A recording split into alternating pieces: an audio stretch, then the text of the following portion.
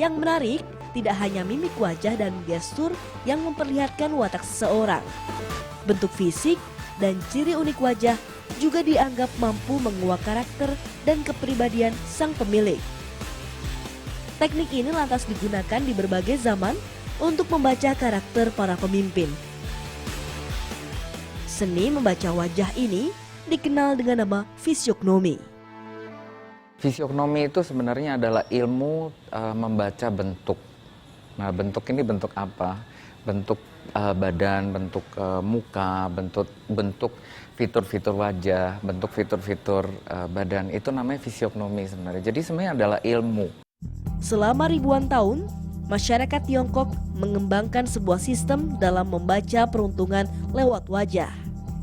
Para kaisar dan penguasa telah menggunakan metode Xiangmian ini untuk memahami sifat, karakter, dan masa depan seseorang, terlebih yang duduk di jajaran pemerintahan. Jadi fisiognomi Tiongkok ini adalah salah satu cabang dari metafisika Tiongkok. Nah, metafisika ini sendiri tujuan utamanya adalah yang tadi saya katakan adalah untuk ilmu mencintai kehidupan manusia. Nah, kehidupan manusia ini untuk supaya bagus tuh bagaimana? Nah, ini salah satu cabangnya saja namanya fisiognomi Tiongkok ini. Kita sebutnya Mianxiang. Nah, perkembangannya bagaimana? Dulu ini adalah satu ilmu yang rahasia sampai zamannya revolusi Cina. Jadi baru-baru saja, ya, belum ratusan tahun yang lalu keluar ke dunia itu belum. Jadi kira-kira awal abad 20 saja baru masuk ke negara-negara lain. Sebelumnya hanya di lingkungan kekaisaran. Mengapa?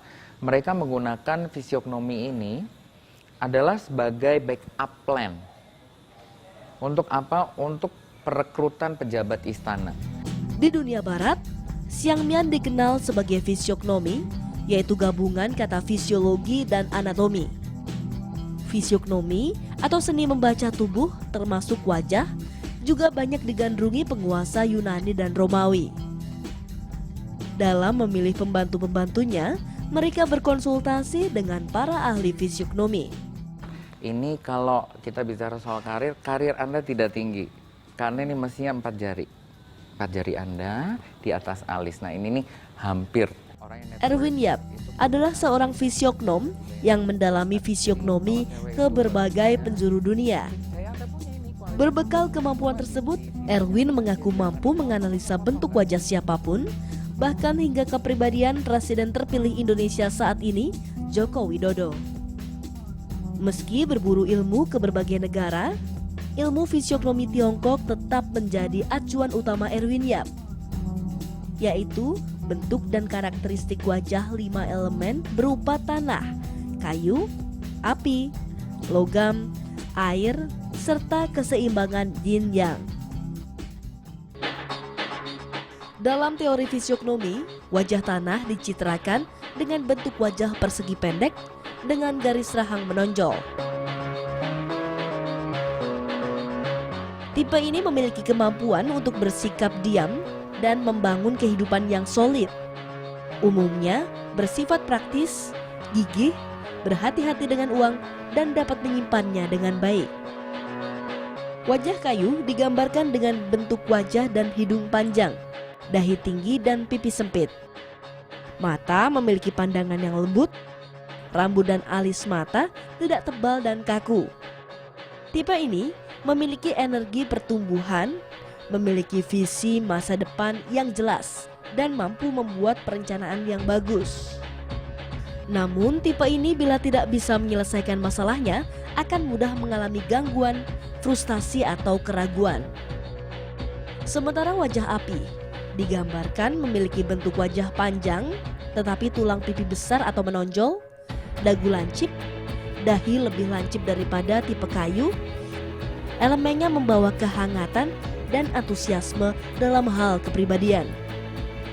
Ia juga mempunyai kemampuan memberi inspirasi dan membuat orang lain terbakar. Tipe ini orang yang aktif dan menyukai dunia luar, berorientasi tujuan, memiliki langkah yang cepat, dan seorang petualang sejati. Wajah logam, wajahnya berbentuk oval, dengan jarak antar mata lebar, tulang pipi menonjol, dan warna kulit pucat. Wajah ini enak dilihat karena memiliki mata bening dan bersinar dengan banyak energi yang keluar dari matanya. Alis mata berwarna pucat, rambut umumnya lurus. Tipe ini umumnya suka memberi nasihat. Logam adalah elemen pemikir, karenanya tipe ini memiliki motivasi dan kemauan yang kuat. Umumnya dapat menyelesaikan masalahnya sendiri. Wajah air memiliki bentuk wajah bulat, gemuk, lembut dan kadang-kadang diikuti pula dengan bentuk tubuh bulat. Mata besar dan lembut, rambut gelap atau berwarna. Orang dengan tipe ini biasanya pendiam, lembut, dan tipe ini biasanya adalah komunikator dan pencerita yang baik. Lapisan dasar sekali membaca wajah itu dasarnya apa sih? Dasarnya adalah pelajaran dari 5 elemen, ya. Nah, 5 elemen di dalam metafisika Tionghoa itu ada kayu, api, tanah, logam, dan air. Nah, memang tidak secara khusus hanya ada 5 macam wajah, misalnya bentuk wajah, tidak. Memang ada kombinasi, tetapi esensi. Nah, dalam hal ini misalnya Pak Jokowi bentuknya segitiga, ya. Nah, segitiga ini seperti pohon. Nah, karena itu dikatakan sebagai elemen kayu. Kalau air itu lebih banyak bentuk-bentuk yang tidak berbentuk sebenarnya, atau bulat. Ya, karena itu Pak JK dikatakan bentuknya lebih bulat dan lebih, iya kan ada jendul-jendulannya seperti gelombang lah istilahnya, karena itu bentuknya air. Apakah bisa kerjasama atau tidak? Nah, kalau kita lihat dari kedua tokoh tersebut, satu air, satu kayu, itu adalah satu hubungan yang saling mendukung. Itu karena air melahirkan kayu. Jadi kita bicara bukan soal apa yang nanti cara bekerjanya. Pasti yang namanya dua manusia bekerja pasti aslinya ada perbedaan pendapat. Tetapi dalam hal ini kita bicara secara energi esensial. Nah, kalau energi esensialnya ini adalah satu kayu, biasanya memang didukung dengan energi esensial air. Gitu. Jadi akan selalu bertumbuh. Dalam sejarahnya, fisiognomi modern pertama kali disusun secara sistematis oleh Aristoteles. Dia mempelajari dan menafsirkan berbagai sifat dan karakter manusia melalui berbagai bentuk wajah, warna rambut, anggota badan, dan suara. Bukti pengaruh ilmu fisiognomi juga terlihat dalam literatur Eropa abad klasik Yunani dan abad pertengahan. Di masa ini, fisiognomi muncul sebagai salah satu bab dalam filsafat ala Homer dan Hippocrates. Sementara itu, studi mengenai fisiognomi di abad pertengahan lebih menekankan pada sisi prediksi dan astrologi. Bahkan, seringkali bersifat ramalan atau firasat. Karena fisiognomi sering digunakan sebagai ramalan, maka ilmu ini kerap dihubungkan dengan astrologi. Seperti yang dilakukan oleh Lavater dalam studinya di bidang fisiognomi. Dia lebih mengarahkan pada pencarian jejak-jejak dari ramalan dalam sejarah kehidupan manusia. Kalau melihat sejarah ya, sejarah psikologi itu memang pada abad 18 sampai 19 gitu. Itu ada yang disebut dengan fisiognomi ya. Jadi itu melihat kepribadian orang berdasarkan karakteristik wajah, memang ada seperti itu. Hanya memang ada sebagian ahli yang kemudian menyatakan ini pseudoscience saja gitu ya.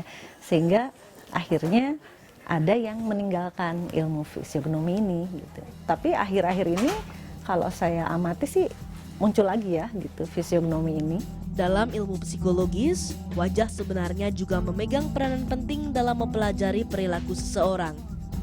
Hal ini yang membuat Charles Darwin mencoba menemukan apakah isyarat wajah berhubungan dengan emosi tertentu yang bersifat universal. Kalau dari ilmu psikologinya sebetulnya lebih ke melihat bagaimana ekspresi wajah sebetulnya ya gitu. Karena kalau melihat dari misalnya ukuran hidung, kemudian jarak antar mata, bentuk alis gitu, itu sudah tidak di sana lagi gitu. Jadi yang lebih dilihat adalah bagaimana orang misalnya melihat gitu ya, senyum gitu ya. Senyum juga kan ada senyum dengan keikhlasan, ada senyum palsu gitu. Orang bilang senyumnya senyum jualan gitu. Dalam perkembangannya, gabungan antara ilmu fisiognomi dan psikologis modern kerap menjadi acuan dalam menganalisa karakter para pemimpin dunia. Seperti analisa pemimpin Korea Utara Kim Jong-un yang dipublikasikan oleh koran Yonhap di Korea Selatan. Laporan tersebut salah satunya memfokuskan pada pembacaan bentuk bibir Kim yang murung serta leher yang keriput sebagai bagian dari karakternya yang tegang dan mudah stres. Perbedaan besar daun telinga pemimpin tertinggi Korea Utara tersebut juga digambarkan sebagai pertanda bahwa pemerintahannya tidak akan berjalan mulus. Kalau menurut saya gitu, pada saat berbicara itu beliau kurang ekspresif ya gitu. Padahal yang namanya ekspresi wajah itu mewakili di antaranya adalah emosi orang, motivasi orang. Kalau orang kurang ekspresif, itu tidak terlalu kelihatan dia punya motivasi yang kuat tidak untuk mencapai suatu tujuan yang dia katakan gitu. Kalau mungkin kita bisa bandingkan, kalau saya amati dari film-film mengenai Presiden Soekarno misalnya, itu kan pada saat berbicara itu ekspresif sekali gitu ya. Termasuk juga bukan cuma ekspresif, tapi dari sisi intonasi gitu, itu kan terasa sekali gitu, seolah kuat sekali gitu keinginan untuk mencapai tujuan itu. Kalau mungkin Pak Jokowi barangkali ya gitu, beliau kan senyum dengan kata-katanya, kalau berbicara itu kan cenderung agak lambat, pelan, kelihatannya sangat sangat merendah gitu. Nah barangkali bagi sebagian masyarakat kita inilah yang dibutuhkan mungkin gitu ya. Jadi kesamaan antara seseorang misalnya penyampai pesan dengan yang menerima pesan itu juga akan sangat berpengaruh terhadap diterima tidaknya pendapat orang yang menyampaikan pesan itu. Pada penerapannya, ilmu membaca wajah dapat dimanfaatkan untuk berbagai keperluan. Pada abad ke-19, Sekolah Kriminologi Italia mengeluarkan beberapa teori mengenai hubungan wajah dan tingkat kriminalitas. Salah satunya adalah melalui ras. Cesare Lombroso, seorang kriminolog Italia dan pendiri Sekolah Kriminal Italia, melakukan penelitian pada manusia dan primata simian. Penelitian tersebut menemukan bahwa manusia yang memiliki ciri fisik tertentu memang ditakdirkan untuk menjadi kriminal. Teori Lombroso ini kemudian digunakan sebagai acuan pada disiplin ilmu antropologi kriminal, biologi kriminal. Ranting ilmu tersebut disebut Darwinisme sosial yang mempercayai bahwa mereka yang sudah rusak akan menghasilkan keturunan yang berbakat menjadi kriminal. Lombroso menamakannya aktivisti, yaitu keadaan di mana makhluk hidup bukannya mengalami kemajuan, melainkan kemunduran dalam evolusi dan kembali menjadi primitif. Para peneliti ini dulu ya memang melakukan observasi ya, melihat riwayatnya, oh ini ada tokoh-tokoh kriminal, tokoh ini, lalu dilihat gitu ya dari sisi wajahnya, oh ternyata ada semacam benang merah gitu, karakteristik wajah tertentu, sehingga ini adalah wajah kriminal gitu. Jadi seperti itu. Memang itu juga melalui observasi juga sih. Jadi itulah makanya ada yang mengatakan, iya fisiognomi ini adalah sebuah ilmu juga gitu. Karena apa yang disimpulkan itu memang berdasarkan observasi juga. Tidak asal juga. Wajah tak hanya sebagai pusat petunjuk perasaan dan pikiran. Lebih dari itu, wajah dianggap sebagai lambang kecantikan. Setidaknya, inilah yang dirasakan Lita Az-Zahra yang menyulam alis dan bibirnya demi kecantikan. penting banget ya, apalagi buat perempuan gitu. Jadi otomatis yang pertama dilihat itu wajah, kayak kita kemana, kayak kita mau ngadepin sama rekan-rekan kerjaan ya, owner-owner gitu pasti. Ya pokoknya intinya penting aja. Buat perempuan pasti penting banget. Lagi tren banget, lagi rame lah. Shading kayak sulam, kalau tato udah enggak ya mungkin sekarang. Sekarang lebih ke sulam sama shading.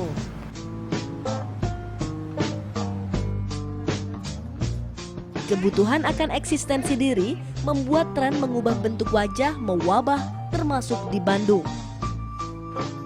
Mojang di Kota Kembang ini keranjingan mengubah bentuk wajah dengan teknik sulam. 80% ya, untuk sekarang 80%. Ya anak-anak kuliah juga ada, ibu-ibu pejabat juga banyak, ibu biur rumah tangga juga ada, artis-artis juga ada gitu. Kayak Nanas tuh adanya rapi juga bibirnya saya bikin, namanya rapi juga dibikin bibirnya gitu. Tidak hanya menambah rasa percaya diri, perubahan bentuk wajah ini dianggap mampu menambah peruntungan dan rezeki. Nanas juga sejak dibikin bibirnya sekarang jadi MC. Dulu kan enggak ini ya, sekarang udah terkenal. Sejak bibirnya saya bikin, bukan ya percaya nggak percaya ya, Hong Shui-nya kan begitu, percaya nggak percaya gitu. Sejak udah dibikin bibir kan dia melejat, namanya terus naik gitu. Dalam kepercayaan fisiognomi Tiongkok, bentuk alis sangat berpengaruh dalam kesuksesan karir dan wilayah. Jarak alis serta tebal tipisnya dipercaya mempengaruhi kehidupan seseorang. Secara garis besarnya itu ada 3 bagian wajah kita kan. Jadi sampai sini 30 di alis, sampai sini 50, sampai di sini tuh 70-an. Nanti 80 muter lagi, ya sampai 100 titik umur. Jadi di wajah kita ada 100 titik umur. Kebanyakan perubahan kehidupan seseorang, baik lifestyle-nya atau ya kita katakan saja apa ya, secara umum kita menggunakan kata nasibnya berubah misalnya, itu biasanya titik-titik di daerah tengah. Nah, daerah tengah yang krusial itu kan daerah di umur 30-an, karena itu adalah masa-masa produktif. Sampai umur 50 itu masa produktif. Jadi daerah sini adalah daerah yang sangat krusial sekali. Titik umur 27 tahun internasional di sini, itu adalah istana kehidupan. Kalau daerah situ bagus, tidak ada ditutup dengan alis atau tidak ada cacat sama sekali. Kebanyakan perubahan dari masa mudanya ke masa produktifnya itu baik. Pada hakikatnya, wajah merupakan berkah dari Yang Maha Pencipta. Semua tercipta dengan sebaik-baiknya rencana dan bentuk. Proses mensyukurinya pun diartikan dengan berbagai macam cara. Jadi apapun yang kita ubah di wajah kita, itu akan sangat berpengaruh terhadap kehidupan kita. Karena jalan hidup kita diterakan di sini. Apa yang sudah diberikan kita jaga baik-baik. Nah, apa yang sudah diberikan boleh dipelajari baik-baik dengan fisiognomi supaya kita menjadi lebih bijaksana.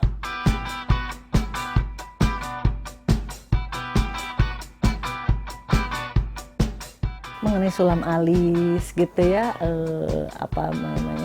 perubahan bentuk bibir dan sebagainya gitu ya. Saya kira itu kan hanya tampilan fisik dari luar ya gitu. Sementara kepribadian sendiri kan tidak bisa tidak dibentuk sesaat gitu hanya karena perubahan fisik saja gitu. Kepribadian itu kan terbentuk sejak lama ya. Sejak masih kanak-kanak gitu ya. Termasuk diantaranya juga tentu kepribadiannya juga faktor dari dalam juga ya gitu. Faktor hormonal dan sebagainya itu kan memang saling berinteraksi ya gitu. Jadi kalau menurut saya tidak bisa sih sesaat gitu ya orang dengan merubah ini kemudian menjadi seseorang yang punya kepribadian yang menawan, yang layak untuk jadi pemimpin. Menurut saya sih tidak.